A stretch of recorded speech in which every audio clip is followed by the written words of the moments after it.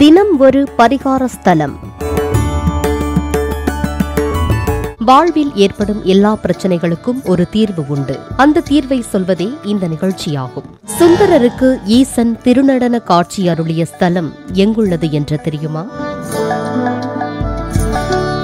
பலரும் பல காலமாக பலன் பெற்ற அரிய பரிகாரங்களையும் அது சார்ந்த ஆலயங்களையும் தினமொரு பரிகார ஸ்தலம் நிகழ்ச்சியில் தினமும் கண்டு வருகிறோம். அதில் இன்று குடும்ப ஒற்றுமைக்கு தரிசிக்க வேண்டிய ஸ்தலத்தை பற்றி காண இருக்கின்றோம்.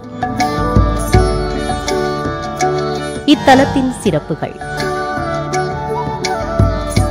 திருமண தடை தாமதம் நீக்கும் ஆலயம், கடன் பிரச்சனையை தீர்க்கும் ஆலயம், தீராத நோய்களை தீர்க்கும் ஆலயம். ஆம் நேயர்களே, இன்று நாம் தரிசிக்க இருக்கும் ஆலயம் சென்னை மயிலாப்பூரில் குடிக்கொண்டிருக்கும் அருள்மிகு விருப்பாட்சீஸ்வரர் ஆலயம். இங்க இருக்கிற மூலவர் பேரு விருப்பாட்சீஸ்வரர், அம்பாள் பேரு விசாலாட்சி.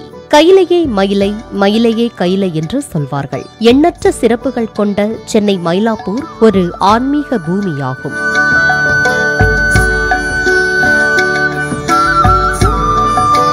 இந்த ஸ்தலத்துல நம்ம பாதம் பட பெரும் பாக்கியம் பண்ணிருக்கணும். எங்கெல்லாம் சிவபெருமானை பார்வதி அம்மா தவமிருந்து பூலோகத்துல கரம் பிடிச்சாங்களோ அங்கெல்லாம் அதீத சக்தி நிறைஞ்சிருக்கும். மாசி மாசம் வர்ற மகா சிவராத்திரி அப்ப இங்க இருக்கிற சப்த சிவஸ்தலங்களை தரிசிச்சா சகல தோஷங்களும் நீங்கும் என்பது நம்பிக்கை. மயிலையில இருக்கிற இந்த 7 கோவில்கள்ல இன்னைக்கு நாம மயிலையில இருக்கிற விருப்பாட்சீஸ்வரரை பார்க்க இருக்கிறோம்.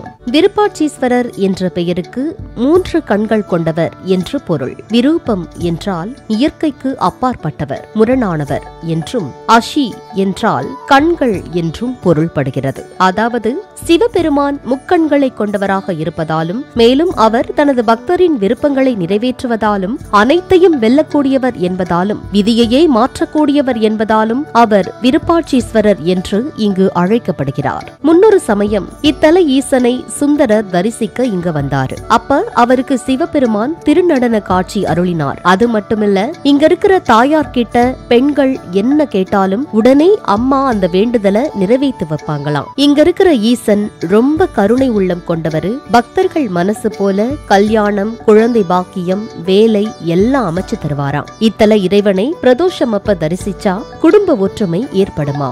அது மட்டும் இல்ல, இங்க இருக்கிற ஈசனை தொடர்ந்து 7 ஞாயிற்றுக்கிழமை இங்க வந்து வேண்டிக்கிட்டா வியாதிகள் குணமாகும், ஆரோக்கியம் கிடைக்கும் என்கிறார்கள். பெண்கள் தொடர்ந்து 9 பௌர்ணமி அம்மனுக்கு உங்க கையாலேயே மல்லிப்பூ தொடுத்து மாலை போடுங்க, உங்க வேண்டுதல்கள் உடனே பலிக்குமா. தொழில்ல தொடர்ந்து நஷ்டம் ஏற்பட்டா 9 செவ்வாய்க்கிழமை சூரியன் அஸ்தமிச்ச பிறகு இங்க வந்து 9 நெய் தீபம் ஏற்றி வழிபாடு பண்ணுங்க, நிச்சயம் கடன் தீரும் என்கிறார்கள்.